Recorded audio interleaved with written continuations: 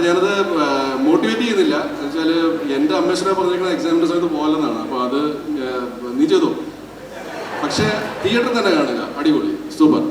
നേരത്തെ ഷൈജേട്ടൻ ചെയ്യുന്ന സിനിമകൾ വേറെ ജോണറായിരുന്നു. അതായത് ഞാൻ കൂടുതൽ പടങ്ങളും തിയേറ്ററിൽ തന്നെ പോയി കാണുന്ന ഒരു വ്യക്തിയാണ്. എനിക്ക് തിയേറ്റർ പടങ്ങൾ പോയി കാണാൻ ഭയങ്കര ഇഷ്ടമാണ്. അപ്പോൾ എല്ലാ പടങ്ങളും മാക്സിമം തിയേറ്ററിൽ തന്നെ കാണും ഞാൻ. അപ്പോൾ കൊച്ചിലൊന്നും ഞാൻ തിയേറ്ററിൽ പോയി കണ്ടിട്ടില്ല ചേട്ടൻ പണ്ട് ചെയ്ത പടങ്ങൾ വേറെ ജോണേഴ്സ് ആയിരുന്നു, വേറെ ടൈപ്പുകൾ. ഇപ്പം പുതിയ വേറെ വെറൈറ്റി ക്യാരക്ടേഴ്സാണ് ചെയ്യുന്നത്. അപ്പം അതിൽ നിന്നുള്ള വ്യത്യാസം എന്താണ്? ഇപ്പം പുതിയ ക്യാരക്ടേഴ്സ് ചെയ്യും. നേരത്തെ കാട്ടി ഡിഫറെൻ്റ് ആയിട്ടുള്ള ക്യാരക്ടേഴ്സ് വെച്ചിട്ട് എടുക്കുന്നത്. നേരത്തെ വേറെ ജോണറായിരുന്നു, ഇപ്പോൾ കുറച്ചുകൂടി എനിക്ക് നല്ല രസമായിട്ട് തോന്നിയിട്ടുണ്ട്. എനിക്ക് നേരത്തെ അങ്ങോട്ട് ഇഷ്ടപ്പെട്ടിട്ടുണ്ട് ഇപ്പോഴത്തെ ഒരു സെലക്ഷൻസ്. അപ്പോൾ ആ ഒരു വ്യത്യാസം അതെങ്ങനെ ഇതിനോട് ചേഞ്ച് ആകാൻ എന്താ? ആദ്യം പടങ്ങളില്ലാത്തപ്പം എനിക്ക് തുടക്കാലഘട്ടത്തിൽ എനിക്ക് ഫസ്റ്റ് ഓഫ് ഓൾ ഒരുപാട് സന്തോഷം നിങ്ങൾ എല്ലാ പടങ്ങളും തിയേറ്ററിൽ പോയി കാണുന്നതെന്ന് പറഞ്ഞതിൽ. അങ്ങനെ ചെയ്യുന്നുണ്ടെങ്കിൽ ഒരുപാട് നല്ലൊരു കാര്യമാണ്. Super, hats off to you. എല്ലാവരും അങ്ങനെ ചിന്തിച്ചിരുന്നെങ്കിൽ ഒരുപാട് നല്ലതായിരുന്നു.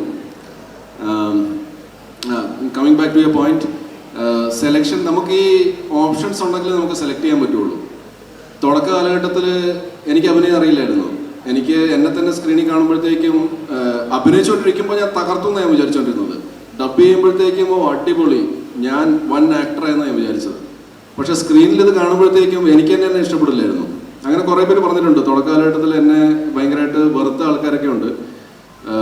പക്ഷെ പിന്നെ പതുക്കെ പിന്നെ എനിക്കും ഇമ്പ്രൂവ്മെൻറ്റ് ഫീൽ ചെയ്ത് തുടങ്ങി. അത് മലയാളം സിനിമ ഇൻഡസ്ട്രി എന്നെ ഒരുപാട് സപ്പോർട്ട് ചെയ്തിട്ടുണ്ട്. എനിക്ക് റെഗുലർ ഇൻ്റർവെൽസിൽ ഒരുപാട് സിനിമയിലെങ്കിലും 3 മാസം അല്ലെങ്കിൽ 6 മാസം കൂടുമ്പോൾ ഓരോ സിനിമ കിട്ടുന്നു. അത് അഭിനയിച്ച് എനിക്ക് എൻ്റെ പെർഫോമൻസ് ഇമ്പ്രൂവ് ചെയ്യാൻ പറ്റി. അപ്പോൾ ഒരു ഘട്ടം എത്തിയപ്പോഴത്തേക്ക് എനിക്ക് 2-3 ഓപ്ഷൻസ് കിട്ടാൻ തുടങ്ങി. അപ്പോൾ അതിൻ്റെ അകത്ത് ഞാൻ ഒരെണ്ണം സെലക്ട് ചെയ്യുന്നു. പിന്നെ ഇപ്പം അറ്റ് പ്രസൻറ്റ് എനിക്ക് കൂടുതൽ ഓപ്ഷൻസ് ഉണ്ട്, ഒരു 10ഓളം ഓപ്ഷൻസ് ഉണ്ട്. അപ്പോൾ അതിൻ്റെ അകത്ത് ഞാൻ ഓരോ കഥാപാത്രങ്ങൾ സെലക്ട് ചെയ്യുവാണ്. അപ്പോൾ ഓപ്ഷൻസ് കൂടുതൽ കിട്ടിയാലേ നമുക്ക് അതിനകത്ത് ബെസ്റ്റ് ഓപ്ഷൻ, അപ്പോഴാണത് നന്നാവുന്നത്. അപ്പം ഒരുപക്ഷെ ഇപ്പോഴത്തെ എൻ്റെ സെലക്ഷൻ നന്നാവുന്നത് എൻ്റെ ഗുണം കൊണ്ടല്ല, എനിക്ക് ഓപ്ഷൻസ് കൂടുതൽ വരുന്നതുകൊണ്ടാണ്. അത് ഇപ്പോൾ നമ്മൾ പൊതുവെ പറയാറില്ലേ, സമയം തെളിഞ്ഞിരിക്കുമ്പോഴത്തേക്കും നമുക്ക് ഓപ്പർച്യൂണിറ്റീസ് കൂടും, അല്ലെങ്കിൽ ഓപ്പർച്യൂണിറ്റീസ് കൂടുമ്പോഴത്തേക്കും നമ്മൾ പറയാറുണ്ട് നമ്മുടെ സമയം തെളിഞ്ഞെന്ന്. അപ്പോൾ അതിൽ എന്താണ് സംഭവിച്ചിരിക്കണമെന്ന് അറിയില്ല. പക്ഷേ എന്തുകൊണ്ടോ ഇപ്പോൾ ഓപ്ഷൻസ് കൂടുതലുള്ളതുകൊണ്ട് എനിക്ക് അതിൻ്റെ അകത്ത് ഏറ്റവും ബെസ്റ്റ് ആയിട്ടുള്ള സബ്ജക്ട്സ് അല്ലെങ്കിൽ കഥാപാത്രങ്ങൾ ചൂസ് ചെയ്യാൻ പറ്റുന്നുണ്ട്. അതിലൊന്നാണ് അഭിലാഷ്. സൂപ്പർ, ഇനിയും ഇത് തന്നെ തുടരുക. സിനിമകൾ എക്സാംസ് നടക്കുവാണെങ്കിൽ സിനിമകൾ പോകണ്ട, എക്സാംസ് കഴിഞ്ഞിട്ട് പോകാറുണ്ട്.